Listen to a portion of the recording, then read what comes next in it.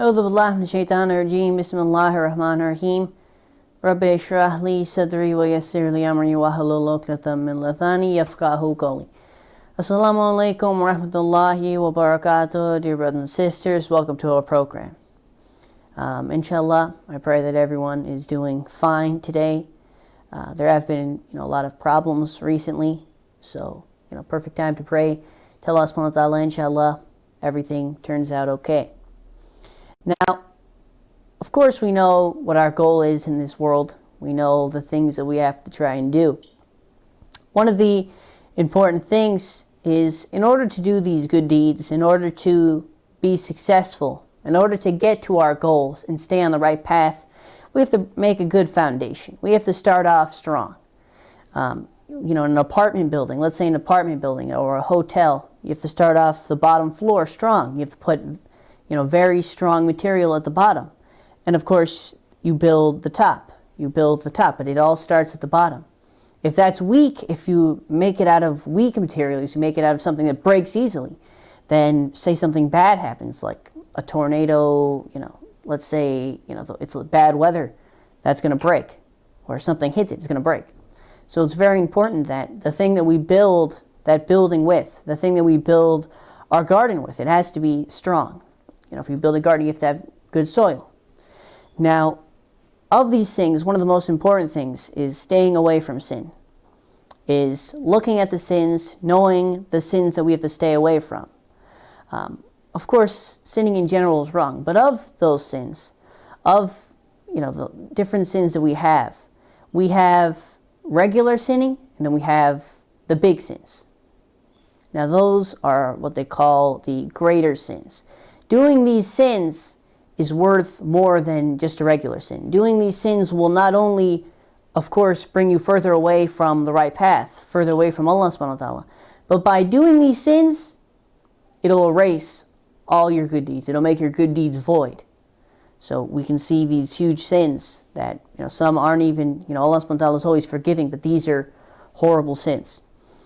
There is a book by Shaheed Ayatollah Dastaghaib Shirazi, which talks about the greater sins, a different number of greater sins. So inshallah, we're going to be getting into that, about the different greater sins and of course how to avoid them. But before we get into all of that, let's talk a little bit about the author of the book, Shaheed Ayatollah Dastaghaib Shirazi. Now, Ayatollah, he was born into a very religious family. He was born into a highly religious family. He grew up around that environment where, learning, trying to gain knowledge, that religious environment that helped him strive, helped him to, get to where he was today. And, he has written dozens of books on, fiqh and tawheed. He's written these different books, So like I was mentioning, he was from a very highly religious family that were known for their intellect and known for their wisdom, dating back from over 800 years that his family was doing these things. And even at a young age, after he had finished elementary school, he went over to Najaf to try to gain more knowledge, to try to enhance his knowledge. While he was in Najaf, after studying, when he was in Najaf, he was granted permission by the marja of their time to practice, ijtihad, which is basically, finding answers to questions that are not answered by, the Quran or Hadith or by Prophet Muhammad ﷺ or the Imams. So he had that, we see the power, the status that he had, even from, that age, that he was able to, he was obviously younger. He was able to, make those decisions that, he was answering the questions that aren't answered by the Quran. So that's what they do. And around that time, that's when he went back to his, his hometown of Shiraz. And at that time, he spent a lot of money on the reconstruction of Masjid Atiq, which was, in bad condition at the time. So he reconstructed this, and, over there he would give lectures. And he would give lectures about different things, but the main things he would give lectures on were, about the Quran and about ethics, is what he would, give these lectures on. And, he had such a great impact that he was able to raise the standards of the Hazamiyya in Shirazi, in Shiraz. He was able to raise the standards. He raised the standards on fiqh, beliefs, moral science were the main things. And as a result of this, he was, like I mentioned, he was there during the time of the Shah. So, red flag, we know, what the Shah did. And, he was doing all of this at the time of the Shah, who, of course, didn't like it. So he put restrictions on him. He was, he was arrested multiple times. He was put under house arrest. Of course, the Shah, didn't like him. So he was somewhat restricted at this point. But after that, as we know, at 1979, Imam Khomeini, may Allah be pleased with him, the revolution, which, of course, the death anniversary of Imam Khomeini, may Allah be pleased with him, was a few days ago.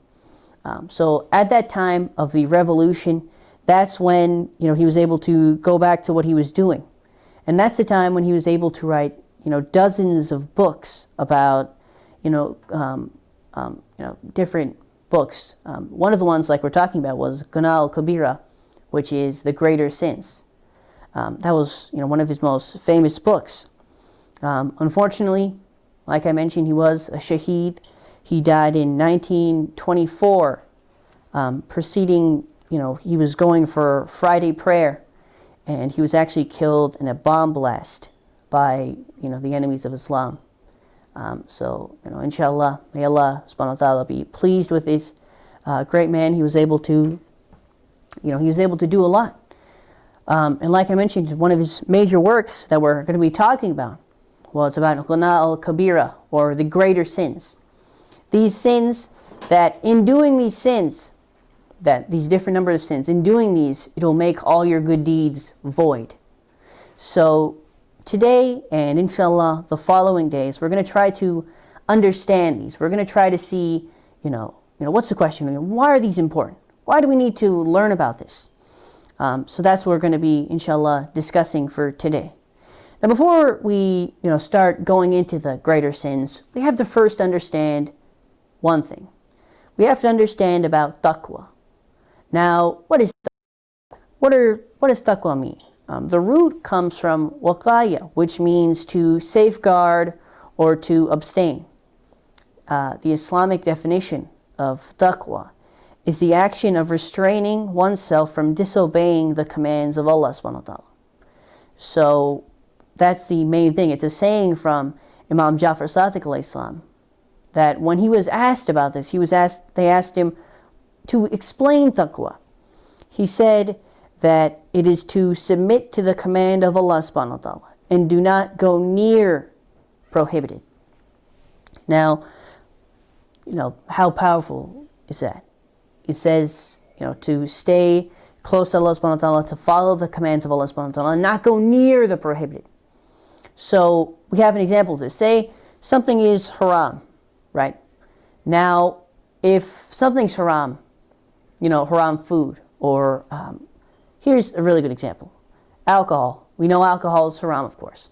So even being near alcohol is something you should stay away from. If you're going to a restaurant and it's able to avoid that, the restaurant you're at is serving alcohol, it's better to go somewhere else. Even being around that, even being close to something that Allah subhanahu wa ta'ala has told us stay clear from, is very important to stay away from. Another thing, music. If something, when school was on, or some of your friends listen to music, stay away, because even going near it could have effects. Even going near something like this. I give the example. There's an example that if you're dancing around like fire, like if there's some fire around, or if someone's like standing on an edge of a skyscraper, like would you do that? Would you stand on the edge, risking falling down? No, you're not going to do that. Otherwise it destroys everything. That if you even get close to that, you're done. One of the main things I saw, one of the main examples that come to my mind is, our toaster. This happened multiple times, by the way. That our toaster, of course, you toast things in your toaster. So multiple times it happened that we would have, like, let's say taco shells or like bread in that toaster. And, these aren't the worst toasters of all time. They're decent toasters. So we have the bread in the toaster. And what happens? If you leave it off for like an extra minute over the time, you leave it an extra minute, you leave it an extra, 45 seconds. If you leave it that little amount of time, what happens is it would burn. And I'm not talking just small, puff, it would just burn. And then the whole toaster goes. This happened to me multiple times. That, I put in a taco shell, and I come in 1 minute late. When I get there, everything's on fire. And the whole toaster's on fire. Of course, you have to try to put it out. But what happens? The toaster's gone. The bread you had in there, gone. So we see this example, like even going near sinning. Like Imam Jafar Sadiq alayhi salam, don't come near it. That if you go close to it, if you even let yourself go over that line for a minute, like you go near haram for just a minute, you're going to fall in. And what happens? It's too late. There's no recovery from that. Once you get in, you're not getting out. So we have to learn to refrain from these things. We have to learn to stay 100% clear. If you're able to, do whatever precautions you can take. Don't trust yourself, brothers and sisters. This is the main point. Do not trust yourself. Do not have any trust in yourself whatsoever. So, like I was saying, it's about, one has to, Imam Jafar Sadiq alayhi salam, one has to strive to fulfill all the commands of Allah subhanahu wa ta'ala. So everything that we do, we have to, of course, stay to the, what we're required to do. Now, taqwa can be broken into two parts. The first part is the wajib, what Allah subhanahu wa ta'ala has required us to do. Don't leave, not leaving a single duty unperformed. Allah subhanahu wa ta'ala has told us these things. He's told us this as a requirement, that this is something that you have to do. It's not something that, you want to do it, you do it. It's something that you have to do. So we see that, having that obedience to Allah subhanahu wa ta'ala, that when He tells you to do something, you do it. When He tells you not to do something, you don't do it. And if you don't do these things, by not reading your namaz, not fasting in Ramzan, not staying away from haram, if you don't do these things, you will be punished for these things. If I don't read my namaz, if I skip it every day, if I skip my fast, if I skip what Allah subhanahu wa ta'ala has required upon me, these things you will be punished for on the Day of Judgment. You could either be punished, just in the next world, or you'll be punished in this world and the next world. So these are things that 100% required to do. If your boss gives you an order, he says, let's say you're a software engineer at a medical company. Now, what do you have to do if you're a software engineer? You have to tell the device what to do. You have to design it. You have to tell the device what to do. And your boss gives you, he says, do these 10 things. You have to make 10 machines by next week. Now, it is your job to do those 10 things. Your boss, he requires you to do these 10 things. You have to do this. Now, like what happens with people's namazes, that we have a certain amount of namazes you have to read. Allah subhanahu wa ta'ala tells us 5 times a day, you wake up, you have to go read your namaz. I require you that 5 times a day, drop what you're doing, go and read your namaz. Make sure you do that. Now, what happens with the machines, that if you decide, you purposely think, he said 10, let me get 7. I'm going to give him 7. And that deadline comes and your boss is going to say, what the heck's happening? I told you to give me 10, you give me 7. You're fired, right? You're going to get fired. Now, this happens with namaz. Or the example of the month of Ramzan, which is the biggest example, is fasting. People say that, all 30 days. Now, of course, you're required to do these 30 days. It's something that you have to do. But out of these 30 days, a lot of people, they say, let me do 10 days. Let me do 20 days. And these people who are required to do 30, they do, let me do 10, I'll do 15, and they feel proud of themselves. When really, that's not what you're supposed to do. You have to do all 30. Of course, there are certain reasons that are acceptable to not fast in the month of Ramadan. There are certain reasons. But if you don't have those certain reasons, and you're just missing them because you don't feel like doing it today, then there's a problem right there. We have to stay very strictly up to what is required upon us. Now, that's the first part. The first part, wajib. What's the second part? The second part is our mustahab. Now, the mustahab, of course, it's really required that we should try to, do our best to complete these mustahabat. We should try our best to do it. That if you have a chance to read that extra nafilah, to read that, extra, dua, go do it. It's very recommended to do it. It gives a lot of blessing by doing these things. But by not doing it, if I don't do it, if I miss nafilah fajr, if I miss nafilah zuhur, if I miss nafilah asr, I won't be punished for this. If you don't do the mustahab, you won't be punished. This is something that, it's a free extra credit on a test, right? You have your test, you have a score out of 100, and there's the extra credit. The guy, your teacher says, you do this thing, I'll give you a little extra. Answer that extra question, put that extra fact. Now, we want to get the extra credit. Now, what will that do? That'll increase our grade. It'll get us closer to, getting our good grade. So we see what happens is, let's think of it like this. If somebody wants to, they want to work out, they want to become fit, right, physically. What do?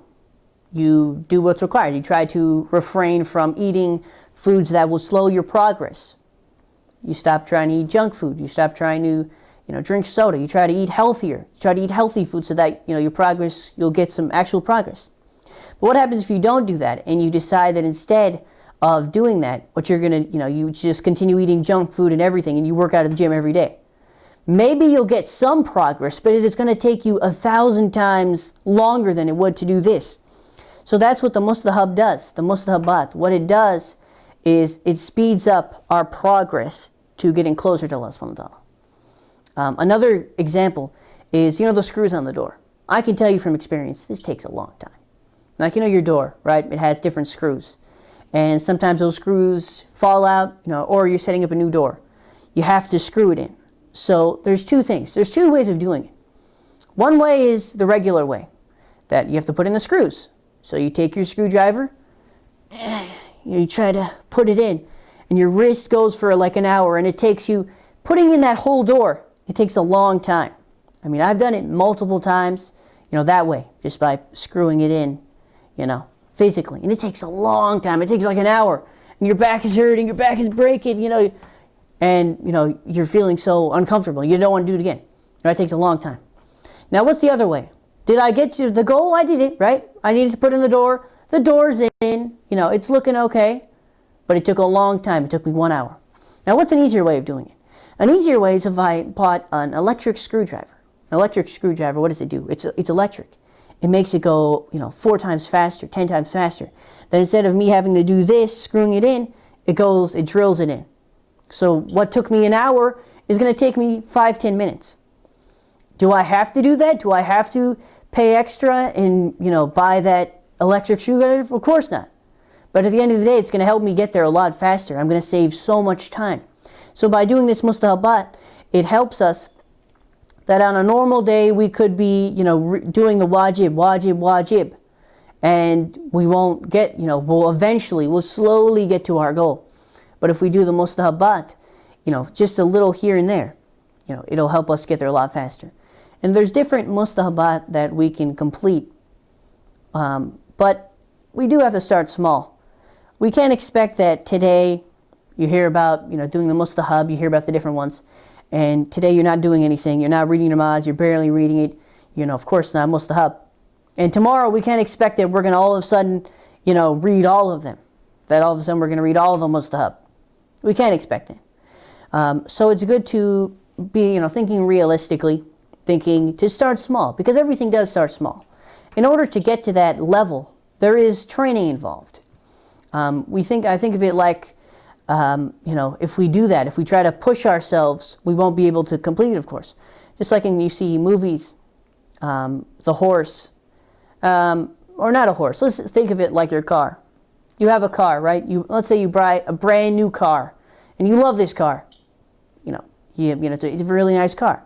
So what do? When you drive it, you try to, at first, in the beginning, of course, you try to be extra careful. You try to, drive a little slowly. You don't try to drive it too much. You try to drive it less so the miles are low. It performs better. But what happens is all of a sudden, as soon as you buy the car, you're not using it, and then all of a sudden, boom, you go across the country there and back 4 times. It's not going to be good for the car. The car's not going to work as well. Eventually the car, it's going to break down. It's going to get a lot of problems. Why? Because you tried to push it at that certain point where you shouldn't have done it. So Mustahab, we want to do it, of course, but we have to realize that, start slow.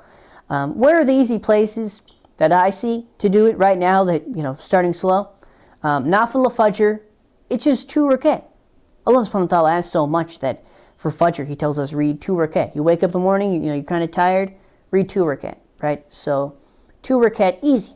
So you read it before 2 rakat namaz, Nafil Fajr, and you get that much extra sawab. And eventually, as you keep doing it, it'll become natural for you. So it won't be like, oh, I'm doing a nafil. It'll be just read my namaz.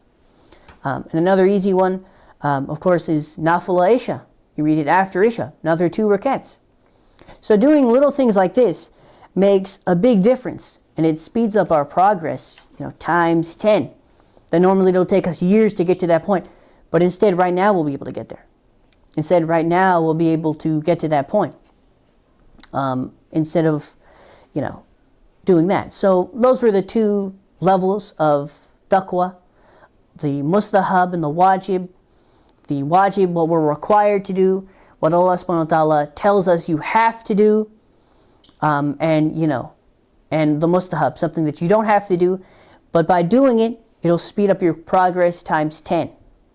It'll get you to the place you want to go a lot faster. Think of it like this. In the old days, they used to ride a horse. If you want to get somewhere, you go on your horse, you get on your horse, and then all of a sudden, you get there, right? It'll take them days, it'll take them months. Right now, what do? You get on a plane, you fly right over there, right? You get in your car, you go over there. And you realize transportation, how much it's improved. That instead of going on your horse, you have to feed the horse, gotta wait. Now we just go on right on the plane, go right on the car, feed it some gas, you're there. So think of wajib like that, it's still transportation, but by doing the mustahab, it'll go that much faster. It'll go, times 10, times 1,000. Same thing with, mail. Back then, you want to send a letter. You see all those old-fashioned, the old movies about, medieval times or times like that. You want to send a letter? You send a pigeon. You send a little bird, or there's a little, you send it, give it to a messenger. He goes there for 10 days, a week, and then he comes back. Now you click a button. You just text something, all of a sudden, it's across the world. So think of it like that the opportunity Allah subhanahu wa ta'ala is giving us, that He says, of course, do what you have to do, but also, you don't have to do this, but by doing this, you'll get to your goal that much faster. So we see how important it is. So now we know about, why, we know about the greater sins. We know about what to stay away from. That Imam Ja'far Sadiq Islam has told us not only to refrain, not only to not do it, that of course Allah subhanahu wa ta'ala says don't do something, you don't do it. But by staying 100% clear from it. Don't even go close, don't even try. Like fire. We know fire burns. So, some people, the fire is going to burn you. That if you touch the fire, you can catch on fire, problems, right? But imagine you're going up to the fire and you're walking around the fire and you're putting your cloth, not cloth, you're putting I'm putting my shirt right up to it. I'm like, come on, wanting to get burned. So you think of it like that if Allah subhanahu wa ta'ala says don't do something, don't do it. Don't even go close to it. Don't even try to go close to it. There's an example, Imam Ja'far Sadiq alayhi salam has said, one of the greater sins, eating, something we're not supposed to. So Allah subhanahu wa ta'ala, He has told us to stay away from it. So inshallah, in the coming programs, we'll, dig in more to this. We'll talk about the greater sins. And we'll talk about, and why do we talk about this? We talk about them so we'll know what to stay away from. We'll know what to stay clear of. We'll know what to not even get close to. Because if we allow ourselves to get to that point, that we're even coming close, we're even getting close to where we're not supposed to be, then eventually we will fall in. Eventually you will fall into that spot and you won't be able to get out. And once you get into that point, it's too late. So we pray to Allah subhanahu wa ta'ala that we're able to find out these greater sins and we're able to stay clear from it. We're able to know exactly what to stay away from. You can't attack your enemy if you don't know who your enemy is. And inshallah, Allah subhanahu wa ta'ala helps us to see that. Well, that's all the time we left for today. Now we're going to do Allahumma kulli walika for the safety and protection of our 12th Imam, because of course today is Friday, and inshallah our 12th Imam comes soon.